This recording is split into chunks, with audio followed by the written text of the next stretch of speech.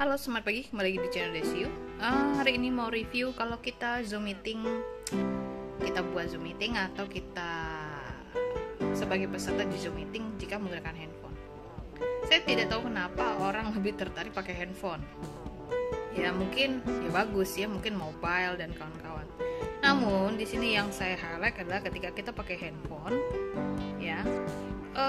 ya tidak jelas ya ini seperti apa tulisannya, dan kawan-kawan kadang-kadang harus baru begini kelihatan, tapi ada beberapa hal di sini tulisannya tidak jelas. Ini hanya ini saja ya, kebetulan lagi ada Zoom meeting di materi ini ya.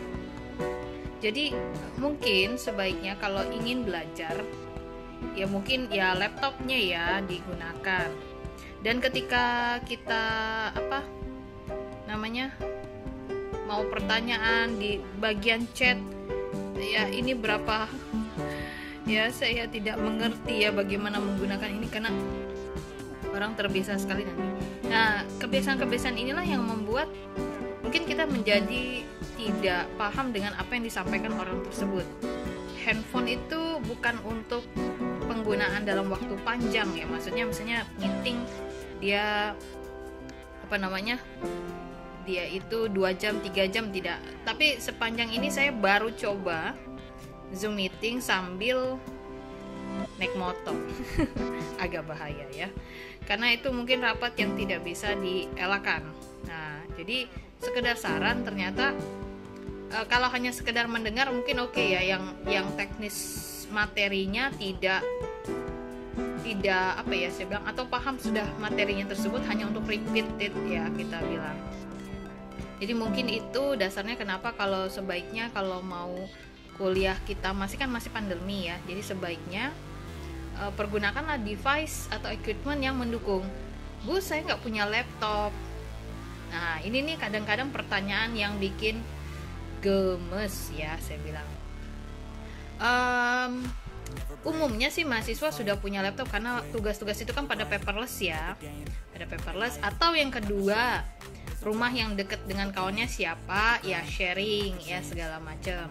Karena kadang-kadang kalau mau kuliahnya interaktif, mau berbasis dengan kompetensi yaitu afektif, kognitif, dan psikomotor, itu kan kadang-kadang dosennya atau pengajarnya itu meminta kamu sebagai role modelnya ya. Nah, kalau pakai handphone gimana? Ini kalau si pemateri ngecilin layar, udah ini habis dah, nggak ada yang kelihatan ya. Terus ditambah, saya kadang-kadang tuh ya ada chat di situ, saya males baca ya, apalagi ada absensi dan kawan-kawan, agak sedikit males ya sebenarnya, karena ketimpa udah itu. Kalau misalnya kita buka chatnya, terus kan dia masuk ke browser, dan di browser itu jadinya akhirnya ya nggak lihat lagi fitur itu ya. Jadi lebih baik sih pakai pakai equipment yang lebih mendukung ya, komputer atau laptop ya. Mungkin itu sharing penggunaan Zoom meeting yang sebaiknya di kala pandemi, sehingga tidak membosankan kuliah ini ya. Tidak membosankan. Kadang-kadang juga ya kalau udah pro mungkin dia layarnya 4 kali ya. Ya tergantung ya di situ ya. Itu aja sharing dari saya ya, sebaiknya menggunakan laptop ketika perkuliahan, karena mungkin saja ada beberapa hal tidak hanya kita menonton Zoom. Karena kalau mahasiswa yang bagus ya, ketika berbasis kompetensi ya mahasiswanya yang aktif. Nah, bagaimana kita bisa aktif kalau misalnya pakainya adalah handphone ya. Nah, ini pesertanya ada 406. Nggak tahu nih di chat yang 11, aduh mana nih, di chat ini tuh ada